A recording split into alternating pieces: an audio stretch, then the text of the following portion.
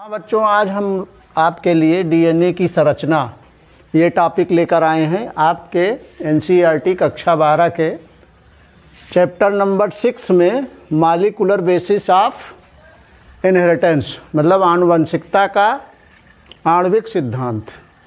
मतलब आनुवंशिकता में जो है डीएनए का क्या रोल है उसकी पहले संरचना हम लोग समझ लें, उसके बाद हम समझेंगे कि डीएनए का क्या रोल है।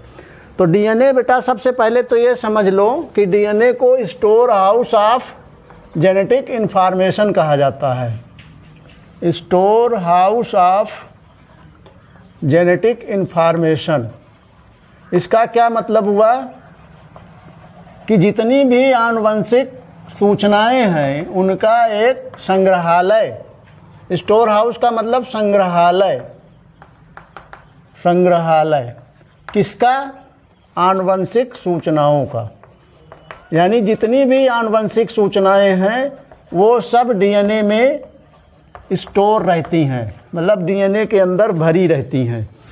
यानी हमारे बॉडी का कोई भी ऐसा कार्य नहीं है जो डीएनए के द्वारा नहीं होता है। जैसे सारी मेटाबॉलिक प्रोसेसेस मतलब सारी उपापचय क्रियाएं, सारी जो है प्रोटीन की सिंथेसिस मतलब जितना प्रोटीन का निर्माण हमारी बॉडी में होता है, क्योंकि प्रोटीन जो है वो हमारी ग्रोथ के लिए मतलब हमारी वृद्धि के लिए, हमारे विकास के लिए बहुत आवश्यक है। और डीएनए इम्पॉर्टेंट मतलब संरचना है जो प्रोटीन की सिंथेसिस यानी प्रोटीन का निर्माण भी करती है। तो डीएनए जो है क्या है? Deoxyribonucleic acid. तो न्यूक्लिक एसिड हमारी बॉडी के अंदर दो तरह के होते हैं, एक को हम कहते हैं आरएनए और दूसरे को कहते हैं डीएनए। तो आरएनए बहुत ही सूक्ष्म जीवों में पाया जाता है और आरएनए हमारे भी शरीर में पाया जाता है, लेकिन बहुत कम मात्रा में पाया जाता है।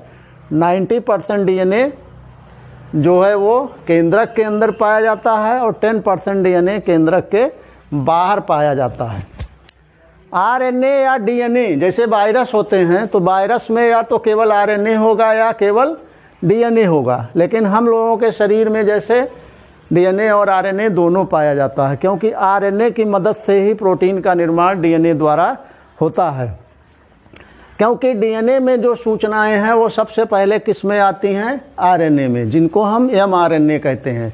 तो आरएनए भी 3 तरह के होते हैं। जब आपको हम प्रोटीन की सिंथेसिस यानी प्रोटीन का निर्माण पढ़ाएंगे तो उसमें बताएंगे कि आरएनए कैसे कितने प्रकार के होते हैं, उनका सबका अलग अलग काम क्या है। तो अभी आप केवल ये समझ लें कि जो एमआरएनए होता है, जिसको हम मैसेंजर आरएनए या संदेशवाहक आरएनए कहते हैं, उसके द्वारा डीएनए की सूचनाओं को ग्रहण किया जाता है और उसी के द्वारा प्रोटीन का निर्माण किया जाता है, क्योंकि उसी के अंदर वो सारी सूचनाएं कोडान के रूप में एकत्रित हो जाती हैं। तो डीएनए क्या है? डीऑक्सीराइबोन्यूक्लिक अम्ल या डीऑक्सीराइबोन्यूक्लिक एसिड, जो सबसे बड़ा मतलब लार्जेस्ट बायो माइक्रोमॉलिक्यूल है, मतलब सबसे बड़ा जैव गुरु अणु या जैविक गुरु अणु। जैविक का मतलब जीवों में जो पाया जाता है, गुरु का मतलब होता है बड़ा अणु। तो ये हो गया लार्जेस्ट बायो माइक्रोमॉलिक्यूल। बायो मीन्स जैविक, मतलब जो जीवों में पाया जाता है। बायोस मीन्स लाइफ होता है। तो लाइफ में मतलब जितने जीवधारी हैं सब में लाइफ है। तो इन सब में ये सबसे बड़ा माइक्रोमॉलिक्यूल होता है, तो इसीलिए इसको हम बायो माइक्रोमॉलिक्यूल कहते हैं। जिसका जो अणुभार है मतलब मॉलिक्यूलर वेट है वो 10⁻⁶ से लेकर के 10⁻⁶ से लेकर 10⁻⁹ तक होता है। मतलब ये सबसे बड़े, इसीलिए जैविक गुरु अणु कहलाते हैं। जैसे ई कोलाई है। ई कोलाई क्या है? एक बैक्टीरिया है, जीवाणु है। तो इस जीवाणु में जो डीएनए की लंबाई है वो 1.7 मिलीमीटर है। 1.7 मिलीमीटर, लेकिन इसकी शरीर की लंबाई इससे भी बहुत कम है, इससे 700 गुना कम है। तो कहने का मतलब जो डीएनए है वो बहुत कुंडलित रूप में इन जीवाणुओं के अंदर होता है। इसीलिए इनकी जो है उपस्थिति कोशिका के अंदर संभव है, क्योंकि ये अपने को बहुत कुंडलित रूप में मतलब इस तरीके की संरचना में करके कोशिका के अंदर पड़े रहते हैं। कोई भी कोशिका शरीर की ऐसी नहीं है जिसमें डीएनए ना पाया जाता हो। यानी हर कोशिका में 46 गुणसूत्र पाए जाते हैं। मतलब there are 46 chromosomes in every cell in our body, मतलब हमारी बॉडी में, और सब में जो है 46 डीएनए भी पाए जाएंगे। तो हर कोशिका में डीएनए पाया जाता है, कहने का मतलब। मनुष्य में जो है 85 मिलीमीटर का जो है डीएनए की लंबाई होती है, और हर कोशिका में 46 गुणसूत्र है। तो इस तरह से पूरे डीएनए की लंबाई कितना हो जाएगी? लगभग 2 मीटर। अब आप जानते हैं सेल का व्यास केवल 0.1 मिलीमीटर है, तो वहाँ भी एक कुंडलित रूप में, डबल हेलिकल मॉडल के रूप में, मतलब द्विसूत्रीय कुंडली रूप में ये पाया जाएगा। तो इसीलिए वो बहुत ही घुमावदार संरचना के रूप में पाया जाता है। अगर हम डीएनए की आकृति के बारे में बात करें तो ये लीनियर और सर्कुलर 2 तरह का होता है। लीनियर का मतलब होता है रेखाकार, मतलब रेखा जैसा, लाइन से बना है लीनियर, और सर्कल से बना है सर्कुलर, मतलब ये वृत्ताकार या गोलाकार आप कह सकते हैं। तो 2 तरह का मतलब ये बना है, सर्कल से बना सर्कुलर, मतलब वृत्ताकार, और रेखाकार, 2 तरह का डीएनए होता है। रेखाकार ज़्यादातर यूकैरियोट्स में होता है। यूकैरियोट किसको कहते हैं? यू का मतलब होता है सत्य या सुकेंद्रकीय कोशिकाओं में। सुकेंद्रकीय कोशिकाओं में ज़्यादातर लीनियर यानी रेखाकार डीएनए पाया जाता है, और प्रोकैरियोट्स में यानी पूर्व केंद्रकीय कोशिकाओं में ये जो है सर्कुलर डीएनए यानी वृत्ताकार डीएनए पाया जाता है। तो इस वृत्ताकार डीएनए को हम, क्योंकि इनका जो केंद्रक होता है उस पर केंद्रक कला नहीं होती है, मतलब वो केंद्रक कला से घिरा नहीं होता, न्यूक्लियर मेम्ब्रेन से घिरा नहीं होता। तो ऐसे डीएनए को या ऐसे जेनेटिक मटेरियल को हम, आनुवंशिक पदार्थ को, न्यूक्लियाइड कहते हैं।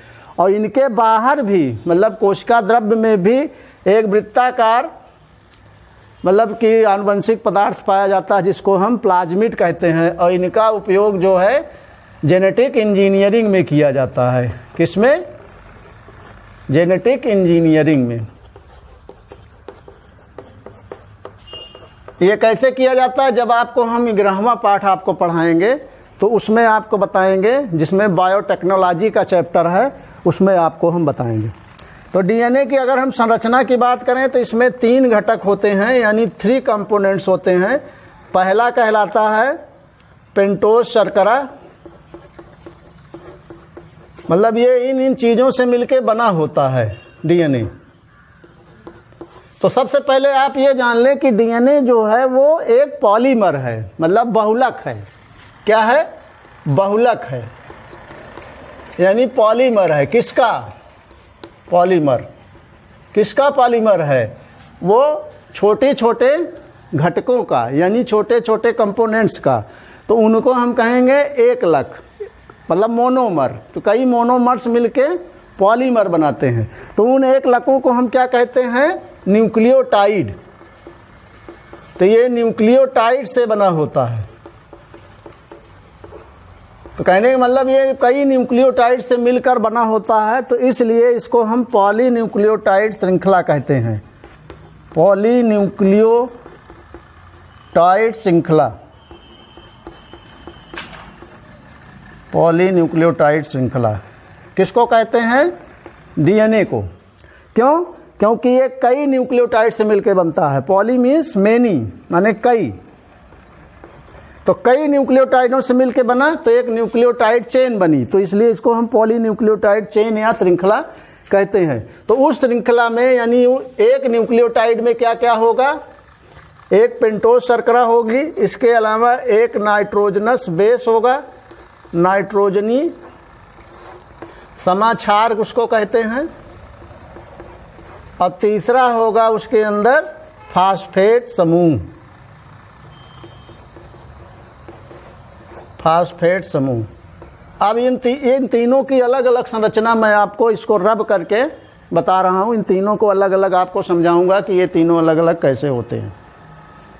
तो मैं आपको बता रहा था कि डीएनए की जो संरचना है वो पॉलीन्यूक्लियोटाइड चेन के रूप में है। तो यानी न्यूक्लियोटाइड जो हैं सब एकलक हैं और पॉलीन्यूक्लियोटाइड एक बहुलक है, यानी सब मोनोमर्स हैं और उसके वो मतलब एक पॉलीमर है। तो वो श्रृंखला किससे बनी हुई है? पेंटोज शर्करा से बनी हुई है। पेंटोज शर्करा में इसके अंदर डीऑक्सीराइबोज शर्करा होती है।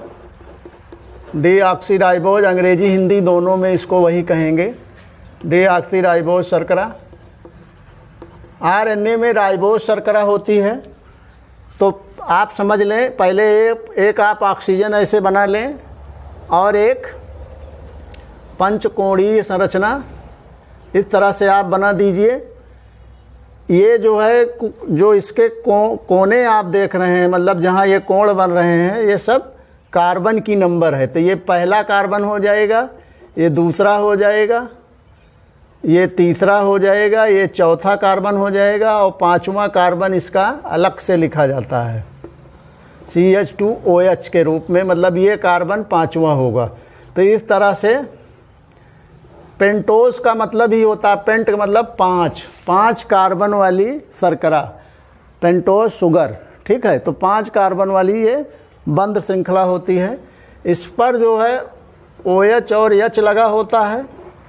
इस पे हाइड्रोजन बांड दोनों तरफ लगे होंगे, हाइड्रोजन दोनों तरफ बांड से जुड़े होंगे। इस पर HOH और इस पर H CH2OH। इस तरह से ये श्रृंखला, मतलब ये डीऑक्सीराइबोज शर्करा कहलाती है।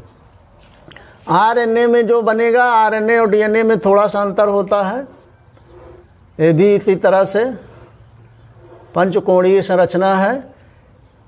इसमें OH और H, ये जो है HOH हो जाएगा। यहाँ 3 नंबर पर, मतलब 2 नंबर पर जहाँ पर H था, यहाँ OH होगा।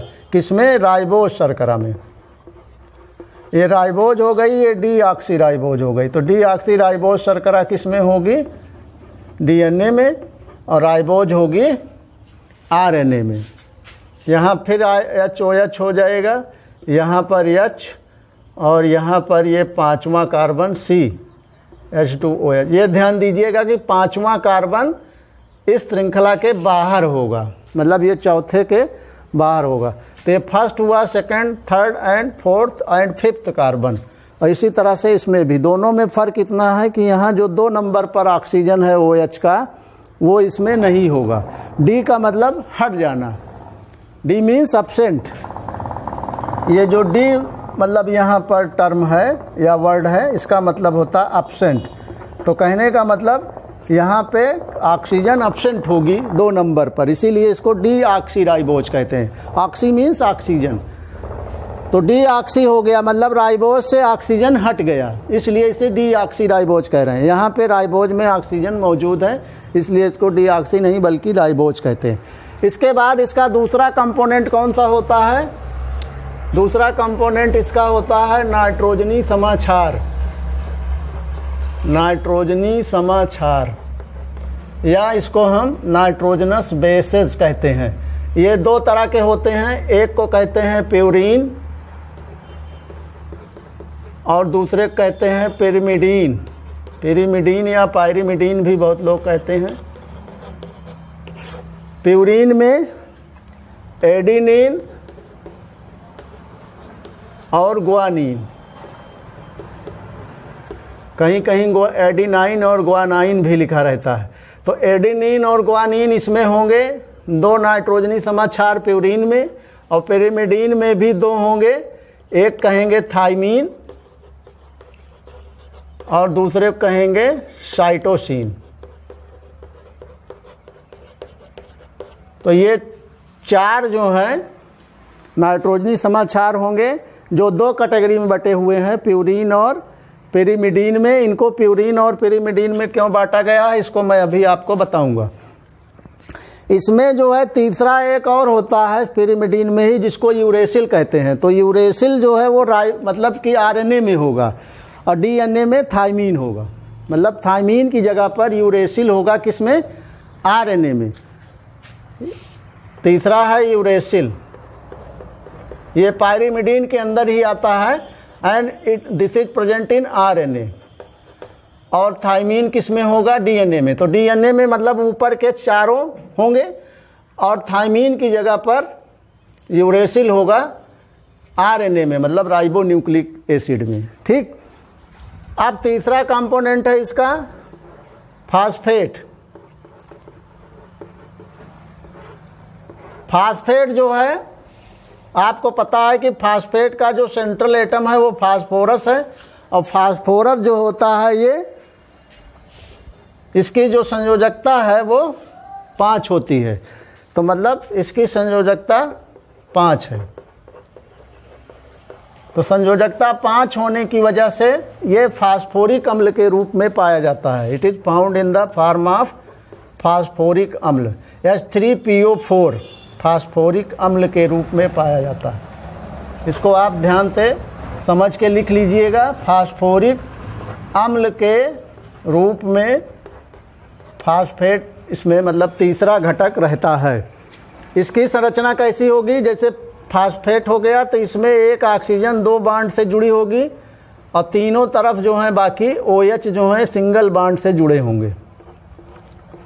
तो इस तरह ध्यान दीजिए, 3 H हो गए, तीन OH में एक H हो गए तो 3 H हो गए और 4 ऑक्सीजन हो गई तो H3PO4 बीच में सेंट्रल एटम के रूप में फास्फेट हो गए, फास्फोरस हो गया। तो ये फास्फेट जो है फास्फोरिक अम्ल के रूप में होगा। तो ये 3 घटक हैं DNA के।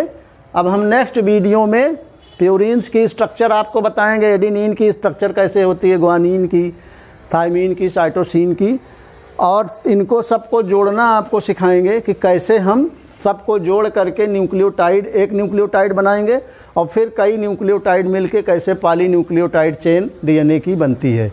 ठीक है, धन्यवाद।